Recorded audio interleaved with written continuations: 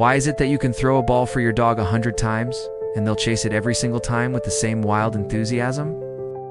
It's almost like they never get bored, no matter how many times the game repeats.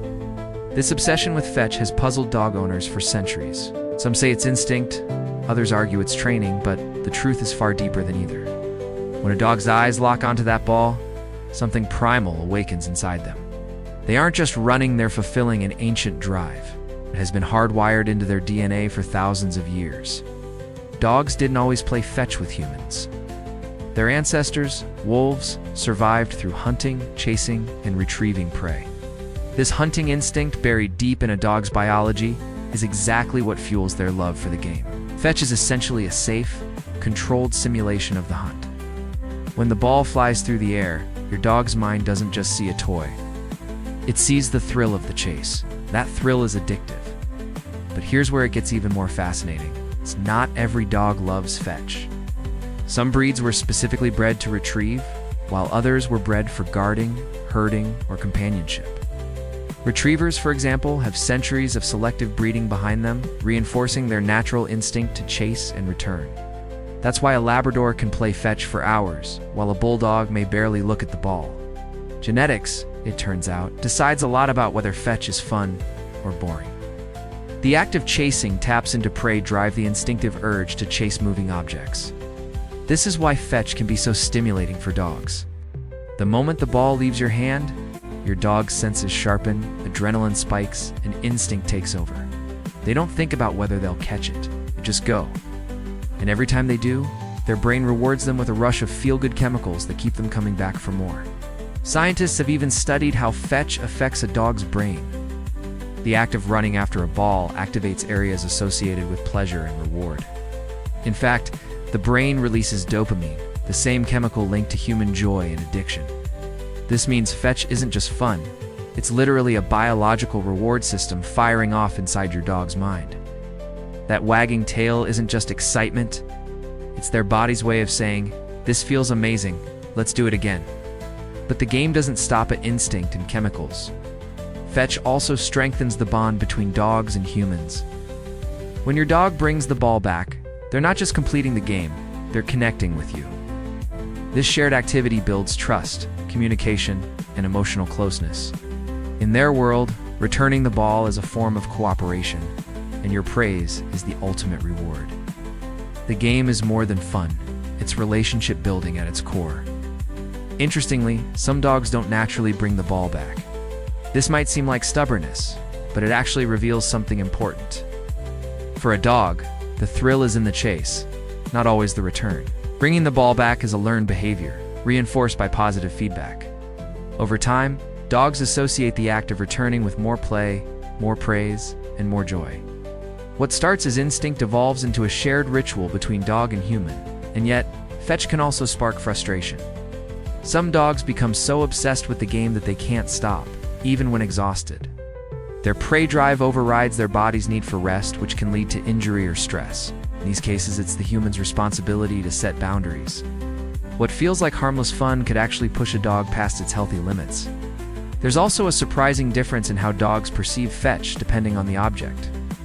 Balls, sticks, and frisbees don't all trigger the same excitement. The texture, size, and movement of the toy affect how the dog responds.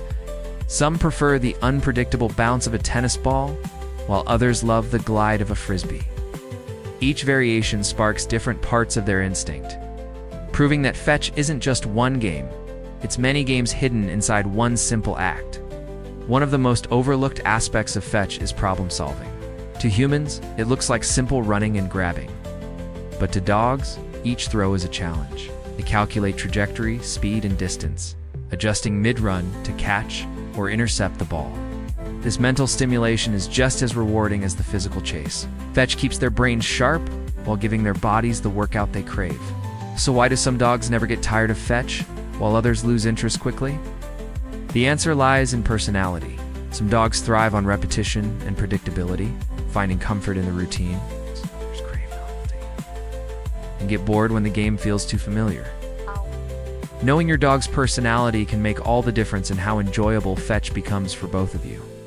There's also a psychological factor at play. Fetch provides instant gratification. The dog chases, succeeds, and is rewarded within seconds. This quick cycle of effort and reward is highly motivating. In fact, it mirrors the way humans get hooked on games, sports, or even social media. The short feedback loop keeps the brain engaged, ensuring the game never feels old. The origins of fetch also tie back to survival. Early dogs that retrieved items for humans had a higher chance of being cared for and fed. Over generations, this cooperative behavior became a valued trait. Fetch is essentially a modern expression of ancient teamwork. When your dog drops that ball at your feet, it's echoing the partnership that began thousands of years ago. But let's not forget the role of training. Even natural retrievers need guidance to master fetch. The game becomes truly rewarding when humans encourage it with praise, treats, or continued play. Without reinforcement, many dogs wouldn't see the point of bringing the ball back. So, in a way, fetch isn't just instinct, it's a learned collaboration. Of course, fetch isn't always harmless. Sticks, for example, can splinter and cause injuries if chewed or caught the wrong way.